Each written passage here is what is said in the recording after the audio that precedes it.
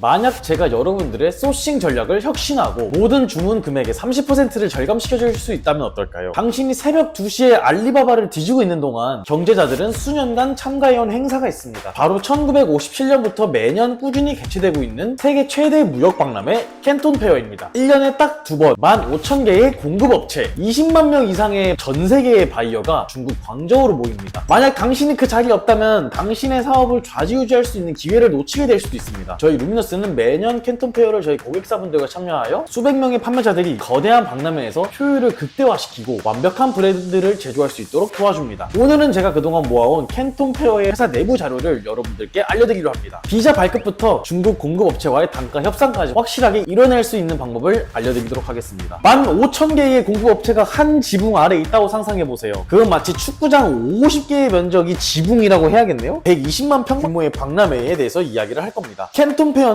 5일씩 3개의 기수로 진행이 됩니다. 1기는 전자제품 및 기계류 등을 다루고요. 2기는 생활용품, 공산품을 다룹니다. 3기는 섬유 및 패션 중심으로 제품을 다루게 될 거고요. 만약에 잘못된 기수에 방문을 한다고 하면은 시간을 많이 낭비하게 되겠죠. 온라인 소식과 가장 다른 점은 당신이 제품을 실제로 눈으로 보고 손으로 만지며 공장 관계자들과 직접 대면하면서 소통할 수 있다는 점이고요. 포토샵이 심한 어떤 제품의 이미지를 볼 일도 없고요. 중간 유통업자가 가격을 부풀릴 일도 없습니다. 그동안 당신이 문자나 이메일을 무시했던 업체들이 꽤 있었을 텐데 본인이 그 부스 앞에 서가지고 직접 질문을 하는데 무시를 할 수가 없겠죠? 각국에 20만 명이 넘는 바이어가 찾아옵니다. 그렇게 각국에서 중국까지 출장을 오는데도 아무런 준비 없이 오시는 분들이 계세요. 준비 없이 출장을 오면은 당연히 시간과 돈을 낭비하게 될 텐데 그런 일이 여러분들께 없도록 제가 잘 알려드리도록 하겠습니다. 제대로 무엇을 어떻게 준비를 해야 될까요? 사실상 출장을 오시는 항공편 예약하기 훨씬 전부터 시작됩니다. 정말 자세하게 다뤘으니까 이 영상 끝까지 하나 보시면은 다른 거 찾아볼 필요 없이 올인원으로 캔톤 페어의 출장 준비를 완벽하게 끝낼 수 있습니다. 첫 번째는 비자입니다. 2026년 말까지는 중국에 관광 목적으로 오는 데 있어서는 무비자거든요. 상업 목적으로 중국에 방문을 하신다고 하면은 상용 비자가 필요합니다. 자주 오실 것 같다 싶으신 분들은 상용 비자 발급하시는 것도 추천드립니다. 우선 비싼 비자 대행사는 피하세요. 사실상 정말 그냥 바로 중국 대사관 웹사이트에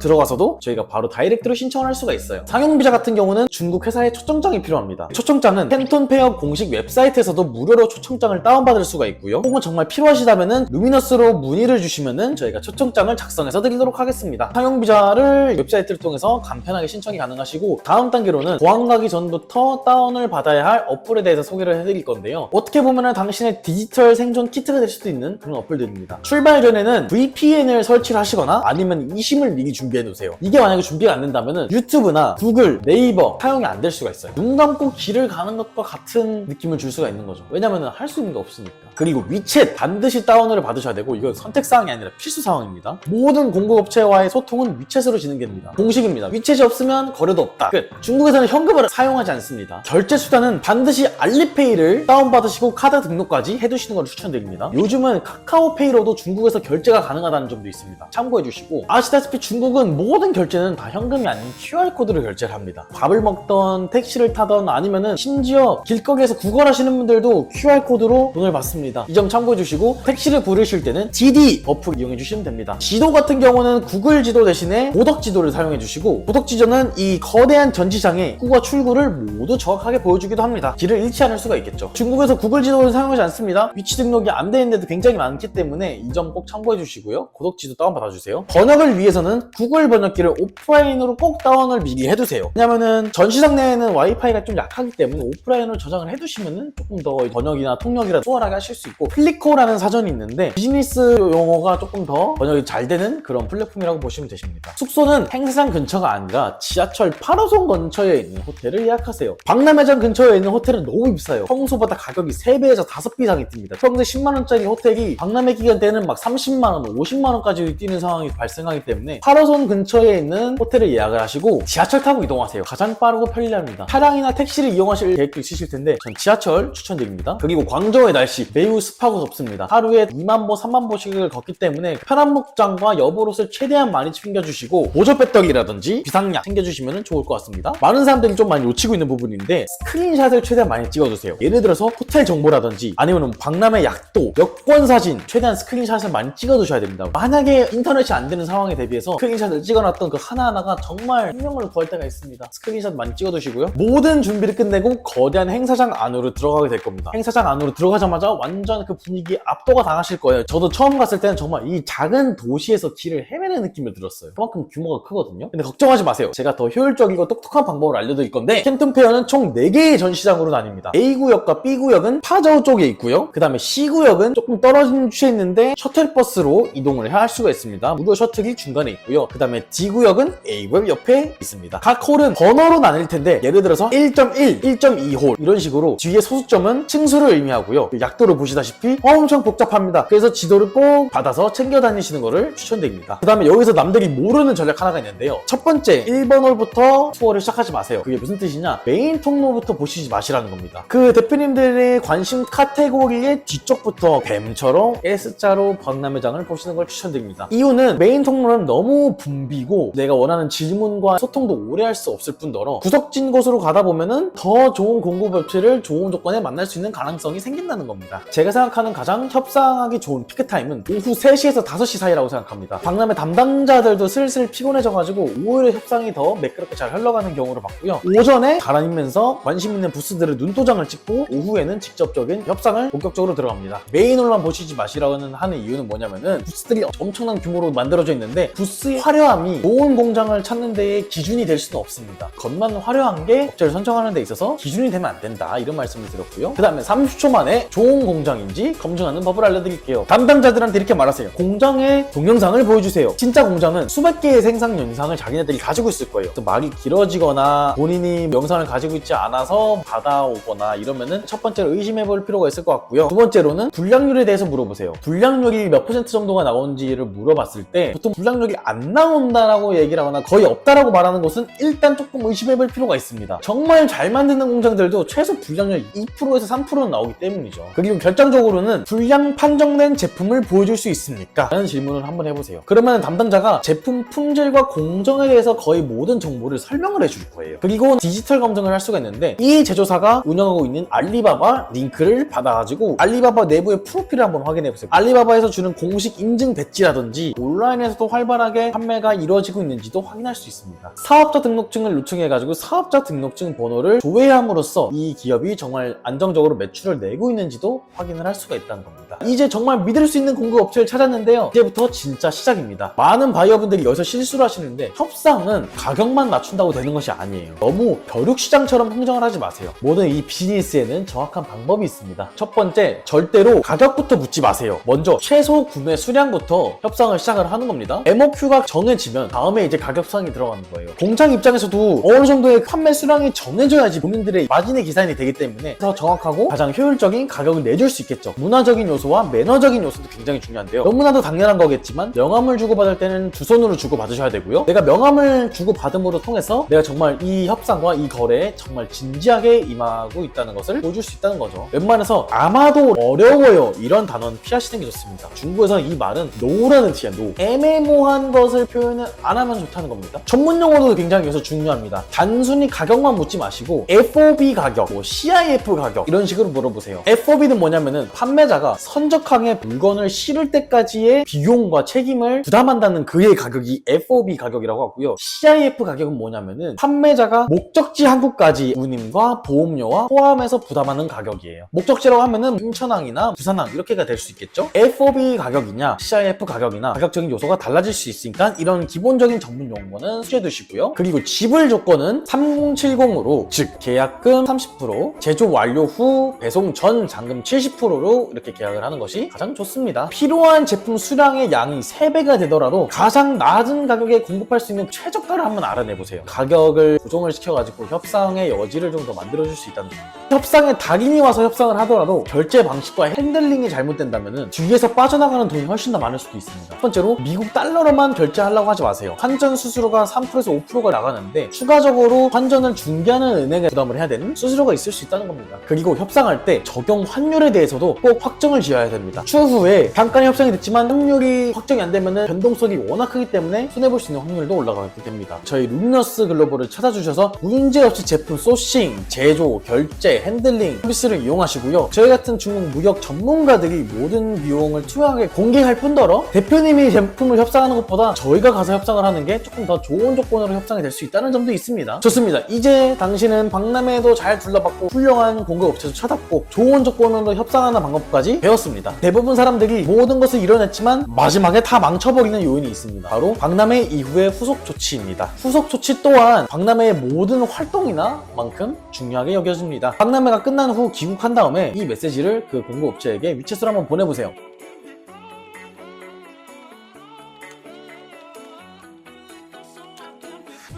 만약에 박람회장에서 같이 찍은 셀카가 있다고 하면은 같이 보내주세요. 요 양식을 제가 띄워드린 거를 그대로 보내주시면 됩니다. 그리고 만약에 공장 방문을 함께 계획하고 있다면은 화요일부터 목요일까지 방문하는 걸로 웬만해서 일정을 조율해보세요. 월요일이나 금요일 같은 경우에는 최소한의 인력으로 공장이 돌아가기 때문에 완전한 모습을 보기가 힘듭니다. 공장 가시면 이제 사진 촬영이나 영상 촬영을 하실 텐데, 공장을 가실 때 꼭 보셔야 할 3가지 핵심 요소에 대해서 말씀드릴 건데요. 첫 번째는 실제 가동 중인 생산 라인, 두 번째는 원자재를 보관하는 보관소, 세 번째는 실험 장비를 확인하세요. 참고로 제품에 실험 장비가 없다는 것은 좀 심각한 문제예요. 왜냐면은 제품의 내구성 테스트를 할 수 있는 절차가 있어야 된다는 건데, 실험을 할 수 있는 장소라든지 그런 게 없다고 하면은 조금 문제가 되겠죠? 내 제품에 문제가 생기겠죠? 여러분은 첫 번째 캔톤 페어를 즐기기 위한 모든 것을 마쳤습니다. 단순히 쇼핑 간다는 생각이 아니라 전략적인 소싱으로 비즈니스를 혁신할 수 있다는 겁니다. 다시 말씀드리자면은 캔톤 페어 박람회 직후에 본격적으로 제품을 만드실 때는 루미너스를 꼭 찾아주시고, 박람회가 아니더라도 1688이나 알리바바를 통해서 사입 대행을 누구보다 쉽고 편안하고 빠르게 할 수 있는 저희 플러스모어라는 프로그램도 있습니다. 누구나 이용 가능하니 언제든지 사용해보시고 궁금하신 점 문의해주시면 감사하겠습니다. 여기까지 보셨다면 여러분들은 이제 캔톤 페어 가실 준비가 됐습니다. 언제든지 모르시는 거 있으시면 문의 주시면 감사하겠고, 성공적인 소싱이 되기를 바랍니다. 다음 영상에서는 더 많은 중국 무역과 관련된 스토리를 말씀드릴 예정이니 구독과 좋아요 한 번씩 눌러주시면 정말 감사하겠습니다.